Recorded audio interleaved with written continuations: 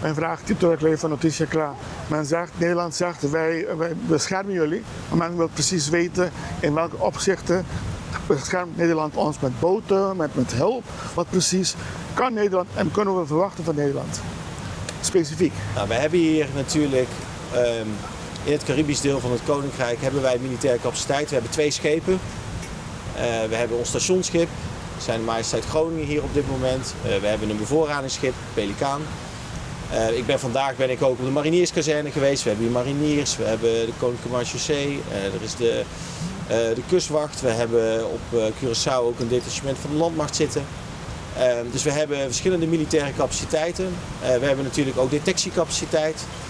En we kijken steeds welke investeringen we moeten doen om ervoor te zorgen dat we voldoende bijdrage leveren aan de veiligheid op de eilanden.